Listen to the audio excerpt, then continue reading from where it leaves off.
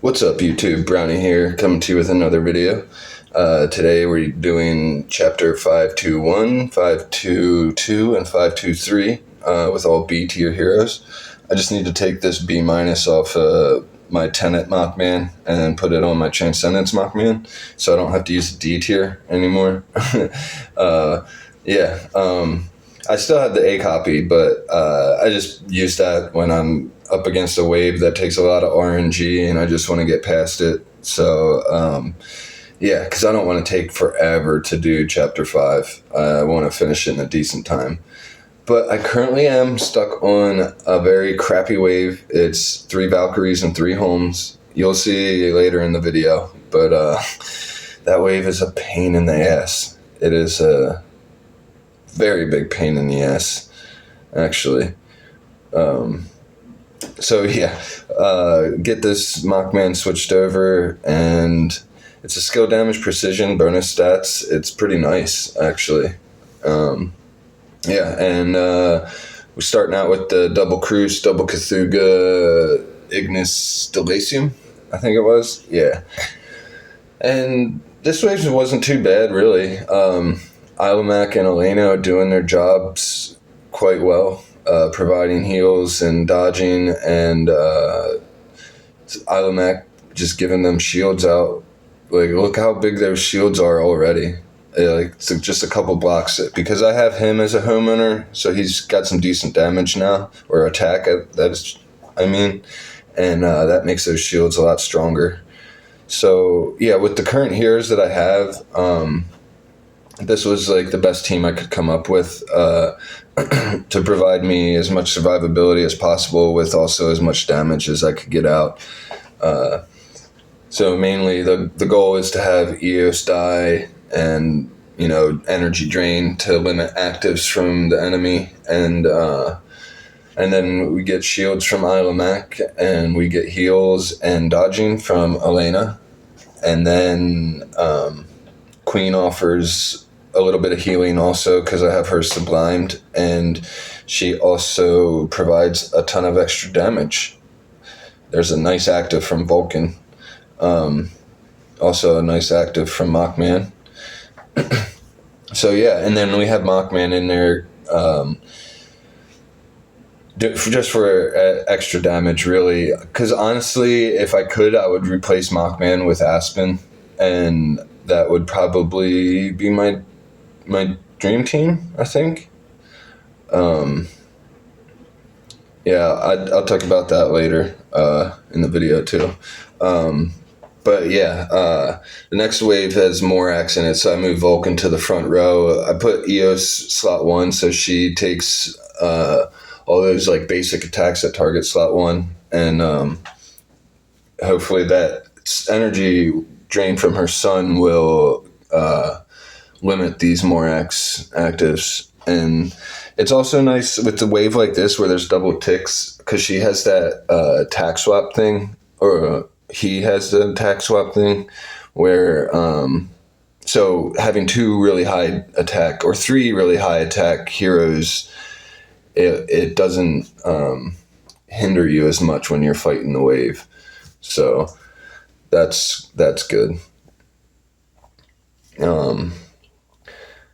As you can see, mockman got a nice attack out, but he died, which is okay because Vulcan will come in, and there's his core coming in play. His core's been actually pretty cool to use. The CC actually starts to happen in the later rounds more often than you would realize. But yeah, the next wave we got is Morax Cthulhu, and this wave is it wasn't too bad, actually. I just had to keep Vulcan front row so he didn't have to deal with those actives and stuff, and it went pretty well. I also needed Eos to tank a bunch of hits in slot 1 from like the Cthulhu's and stuff, because I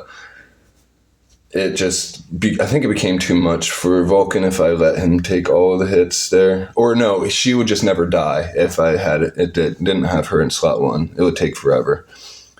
But as you can see, she'll really hold off a lot of the actives from the Moraxes and stuff. as this fight goes, because it lasts quite a bit of rounds. So energy drain in long fights is huge. That's why she's so good.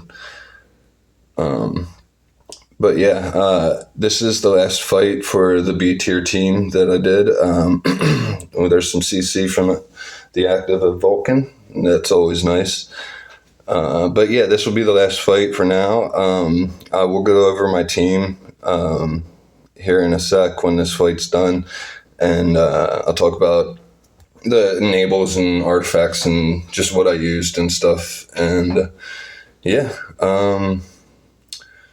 see, got some Vulcan core. CC, that's always good.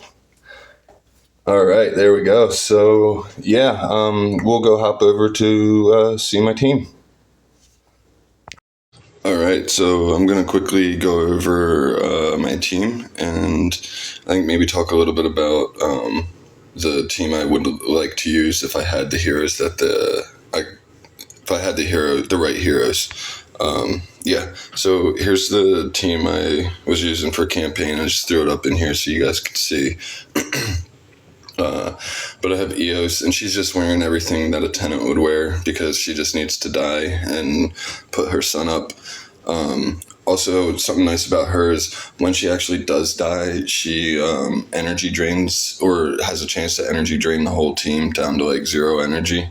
So, yeah, it's just a really nice skill to keep actives from happening the next round. And then her son just energy drains every round, or has a chance to. Okay, so aylamak, I just ran with the crown. I've been running everybody with the crown over the gilded purple fan because it just seems to be better.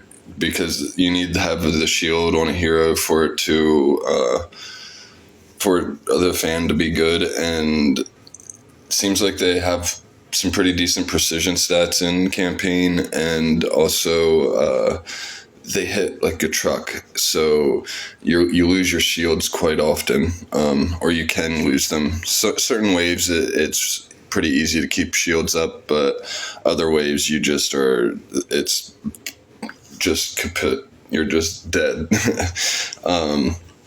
Yeah, so aylamak has a crown on, block attack stone, mightiness enables, shelter, unbending will, dot removal because I have Elena. Certain heavy CC waves, I might run CC and removal even with Elena on the team just because of how much CC there is. And then mockman, I ran mightiness, just pretty much all red enables except dot removal. And I ran him damage reduction, crit damage, because that just seems to be good in campaign.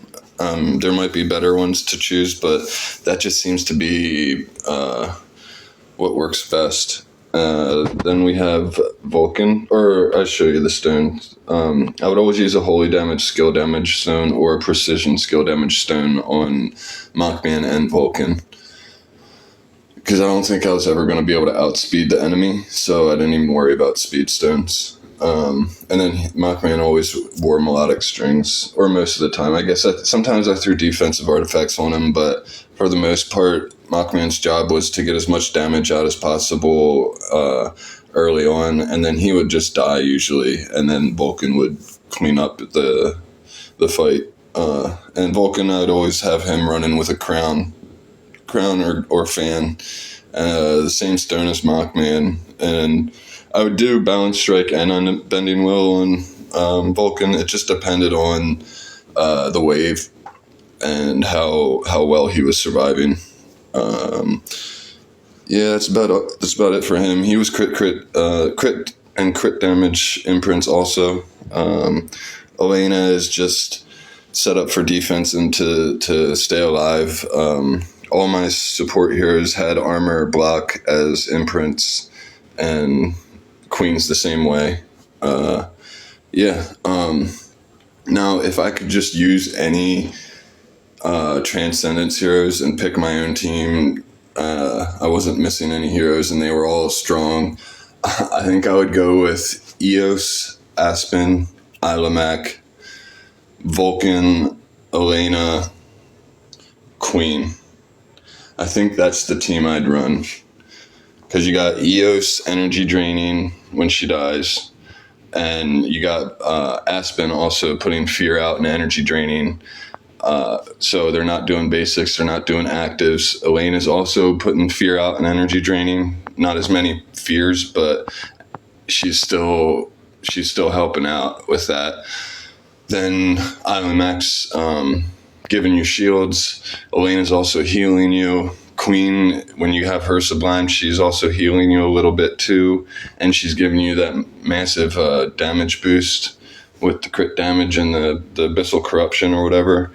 And then Vulcan to, just do what Vulcan does with his big freaking active.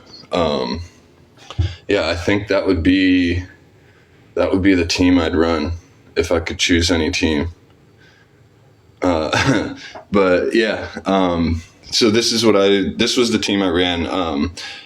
The mockman obviously was a B tier. I'll show you the copy I was using. I gotta go out of here, I think. Where is it? There it is.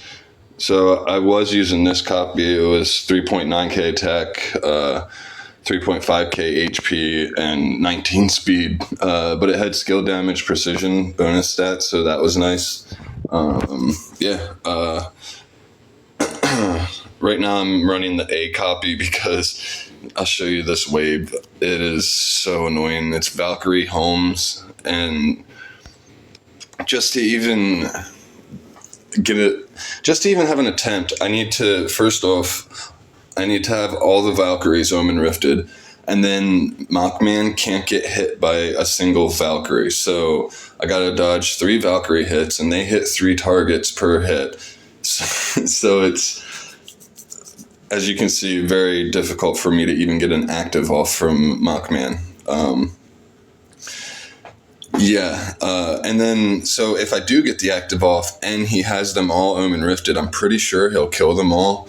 And I think I think that gets rid of her dots if she dies. But if it doesn't, then they have to high roll removing her burn dot over the poison dot from Holmes, just so that my team can survive and Mockman Vulcan can clean up the round or the rest of the fight with the Holmeses. So it's like an insane amount of RNG involved, and I don't know. I'm probably gonna have to figure out a different way to do this wave. I haven't put much time into it, so yeah, that's my team, and I'll be making some more videos as I clear more of campaign chapter 5, and I hope you guys enjoyed this. Please like and subscribe, and I'll see you in the next one.